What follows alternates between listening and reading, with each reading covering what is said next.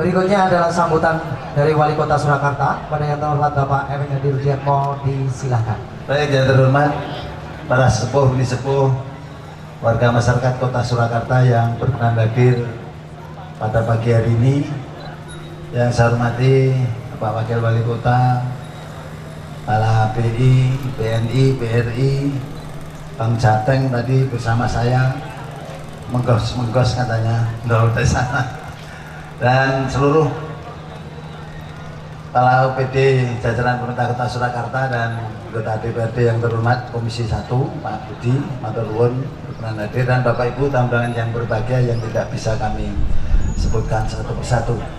Yang pertama tentunya kita ucapkan selamat pagi dan puji syukur kehadirat Tuhan Yang Maha Kuasa bahwa hari ini kita masih diberi kesempatan untuk berkumpul bersama-sama dalam keadaan sehat walafiat tanpa kekurangan suatu apapun dalam rangka menghadiri dan menyaksikan launching Smart City menuju 2018 dalam keadaan sehat walafiat tanpa kekurangan suatu apapun.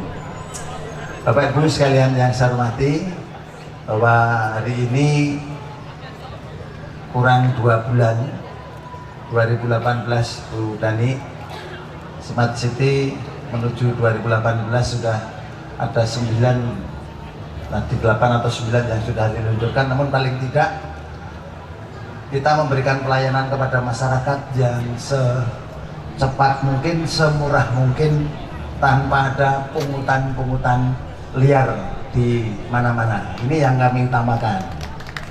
Dan yang kedua, sekaligus karena moratorium ASN ini tidak dicabut-cabut, yang lainnya kelebihan sumber daya manusia, pemerintah kota ini kekurangan ya sekitar 6.000, karena dari 11.000 tinggal 5.000 ya, kira-kira 6.000 selama saya menjadi wakil sampai dengan hari ini. Jadi setiap tahun pensiun itu 300 sampai 400 ASN. Nah, sehingga hal ini untuk menggerakkan, sebenarnya positifnya juga luar biasa, menggerakkan teman-teman OPD itu untuk inovasi, berinovatif. Akhirnya tadi ada besuk kiamat. Jadi besuk kiamat kemarin itu sempat jadi viral, dan ya sedikit banyak saya dibully, oh enggak apa-apa, karena belum tahu maksudnya. Ini negara ini harus semuanya diintegrasikan. Besuk kiamat itu singkatan dari bela sungkawa kirim akta kematian. Nah ini kan masyarakat sudah dienakkan. Jadi mamanya hari ini ada Pak A meninggal dunia, lapor ke kelurahan, nanti pada saat jam pemberangkatan 1 jam sebelumnya itu entah Pak Lurah, entah Pak Camat atau Bu Camat atau Bu Lurah atau saya sendiri atau kepala dinasnya itu atur bela sungkawa ikut turut berduka cita itu sudah membawa KK, KTP sudah berubah statusnya, dan akta kematian. Mengapa kita lakukan seperti ini Bapak Ibu sekalian? Karena warga masyarakat ini kalau sudah keluarganya meninggal dunia itu, akta kematian kelihatannya nggak penting. Tetapi ketika mau bagi waris, nah itu yang baru kebingungan. Meninggal tahun berapa lupa akhirnya. Nah ini supaya masyarakat itu terlayani secara penuh, makanya ada besuk kiamat, ada sapu lidi. Di Pak Bagi apa itu? Tape pasar. Tape pasar. Jadi pokoknya bahasanya bahasa lokal saja, biar yang menilai bingung dulu baru dijelaskan maksudnya begitu, supaya nggak ditiru oleh teman-teman yang lain. Tadi saya ditanya oleh dari BNI, Pak, di sini pelayanan mall di gimana? Wah, itu kuno, saya bilang gitu. Pelayanan itu dari rumah saja bisa kok, ngapain nggak ke mall? Nah, untuk mau bayar pajak jam 12 malam ya bisa, ngurus izin-izin tinggal masukkan data saja, begitu jadi tinggal ngambil. Jadi kalau ke mall itu saya pikir hanya sebuah glamor saja yang dipaparkan, namun masyarakat tetap harus datang ke mall. Namun kalau kita nanti tidak semuanya bisa dilayani dari rumah. Tujuannya apa? Ya salah satunya kita melakukan efisiensi tentang SDM, efisiensi waktu dan efisiensi materi.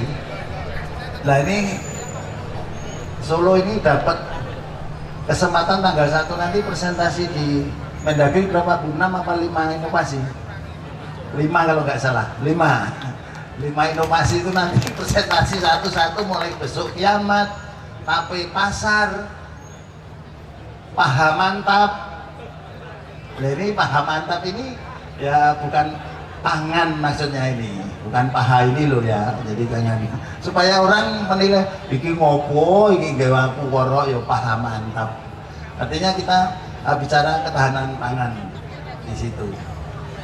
Sapu lidi, sundulan, banyak Pak. Ada kebetulan kita mengajukan 10 itu masuk semua, namun diminta untuk 5 yang harus dipresentasikan. Nah dari situlah ke depan kita akan dengan BPJS juga. Jadi besok Pak, negara itu tidak akan rugi. Ini kita cerita mumpung ada perbankan di sini. Jadi kalau ada Bapak atau Ibu A hari ini meninggal dunia, itu sudah kita konekkan dengan BPJS, penduduk dapil, DPPKA. Supaya apa? Nanti ketika Bapak A ini meninggal, kebetulan PBI KIS-nya itu dibayar oleh APBD, ini langsung ke delete. Seret, berarti bulan depan saya tidak harus, pemerintah tidak harus membayar Bapak A yang sudah meninggal ini. Tapi kalau ini tidak diintegrasikan, menurut saya mungkin BPJS ini yang menerima PBI yang sudah meninggal ini banyak, kira-kira seperti itu. Nah makanya kalau ini secara nasional itu diintegrasikan, ya efisiensi anggaran yang dilakukan oleh pemerintah pusat maupun sampai kota kabupaten lebih banyak kira-kira seperti itu.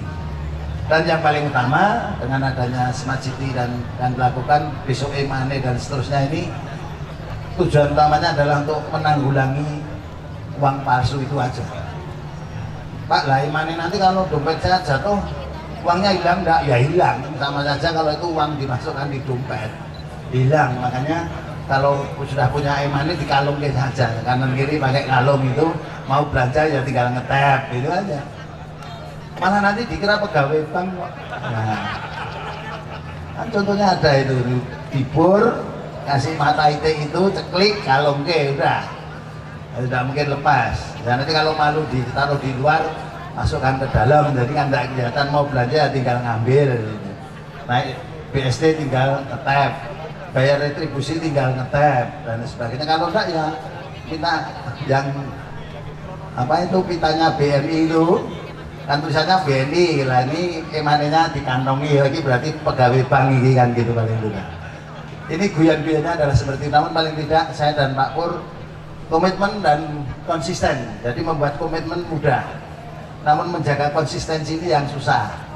Nah konsistensi saya dengan Pak Wakil adalah bagaimana untuk mencegah tindak pidana korupsi dengan penyimpangan yang mulai dari 1 sen sampai 1 miliar itu pasalnya sama.